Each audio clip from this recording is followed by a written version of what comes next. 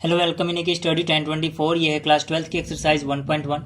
Question number 1 का part number 1, 2 and 3 मैं पिछली वीडियो में बता चुका हूँ। इस वीडियो में कर रहा हूँ पार्ट नंबर 4।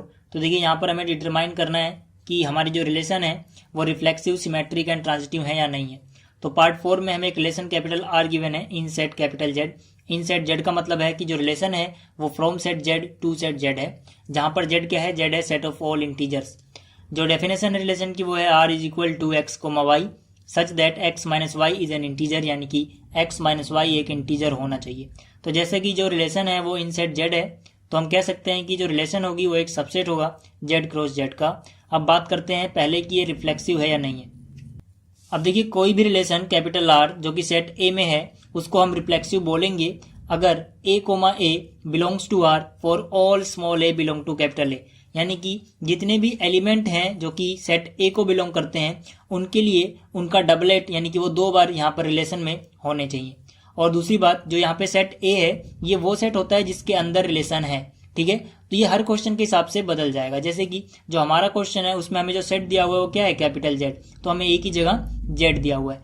तो देखिए अगर हम कोई भी एलिमेंट ले लें एक्स जो कि जेड को बिलोंग करता है तो हम कह सकते हैं कि x कोमा x जो होगा वो भी रिलेशन को बिलोंग करेगा। ऐसा क्यों होगा?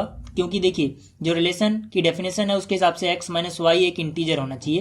तो यहाँ हमने x की जगह भी x लिया और y की जगह भी x लिया, तो यहाँ पे x माइनस x जो होगा वो जीरो होगा। और आप जानते हो कि जो जीरो होता है वो एक इंटीजर होता है। तो हम कह सकते हैं for all x belong to Z x comma x belong to relation, इसीलिए जो रिलेशन होगी वो रिफ्लेक्सिव होगी। अब बात करते हैं कि ये सिमेट्रिक है या नहीं है। अब देखिए जो रिलेशन है वो सिमेट्रिक होने के लिए क्या होना चाहिए, अगर a1 कोमा a2 रिलेशन को बिलोंग करता है तो ये इंप्लाई करना चाहिए कि a2 कोमा a1 भी रिलेशन में बिलोंग करता है। यहाँ पर a1 पहले है a2 बाद में, यहाँ a2 पहले है a1 बाद में है, ठीक है। तो देखिए अगर x कोमा वाई रिलेशन को बिलोंग करता है यानी कि x माइनस वाई एक इंटीजर है, क्योंकि अगर x माइनस वाई एक इंटीजर होगा तभी ये बिलोंग करेगा। तो अगर हम इसको माइनस से मल्टीप्लाई कर दें तो हमें मिल जाएगा माइनस ब्रैकेट के अंदर x माइनस वाई। हम कह सकते हैं कि ये भी एक इंटीजर होगा। क्यों?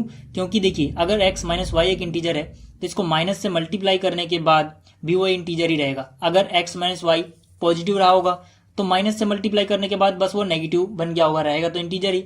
इसी तरह से अगर ये x माइनस वाई नेगेटिव रहा होगा तो माइनस से मल्टीप्लाई करने के बाद वो पॉजिटिव बन गया होगा, या फिर अगर ये जीरो रहा होगा तो माइनस से मल्टीप्लाई करने के बाद भी वो जीरो ही रहेगा।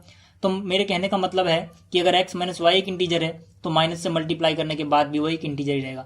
अगर हम इस माइनस को अंदर मल्टीप्लाई करें तो ये माइनस प्लस माइनस यानी कि x माइनस का हो जाएगा और माइनस माइनस प्लस यानी y प्लस का हो जाएगा। तो y को मैंने पहले लिख दिया और x को बाद में। तो हम कह सकते हैं कि y माइनस एक्स भी एक इंटीजर है। अगर y माइनस एक्स एक इंटीजर है तो इसका मतलब है कि y कोमा एक्स रिलेशन को बिलोंग करता है।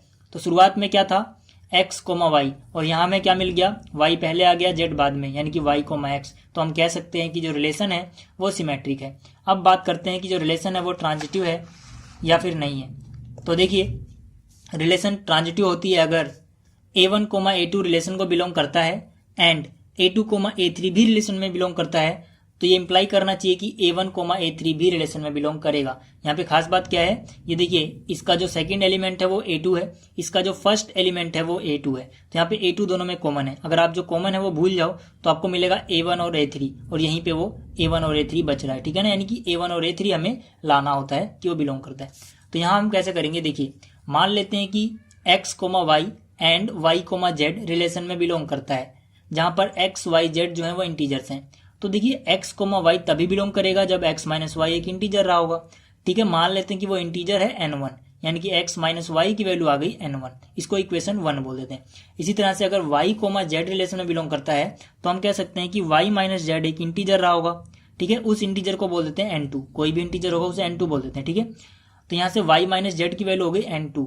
तो अगर हम इक्वेशन 1 और इक्वेशन 2 को ऐड करेंगे तो यहाँ से हमें क्या मिलेगा, देखिए x माइनस वाई को आप ऐड करोगे y माइनस जेड के साथ, ये मिल गया आपको, और n1 प्लस में n2 लिखोगे। तो यहाँ से माइनस वाई से प्लस वाई कैंसिल हो गया, x माइनस जेड बचा, और n1 एक इंटीजर था, n2 भी एक इंटीजर था, तो इनको ऐड करके भी क्या आएगा, एक इंटीजर ही आएगा, ठीक है। तो मान लेते हैं कि वो इंटीजर जो है जो n1 प्लस n2 को ऐड करके आया वो n3 है।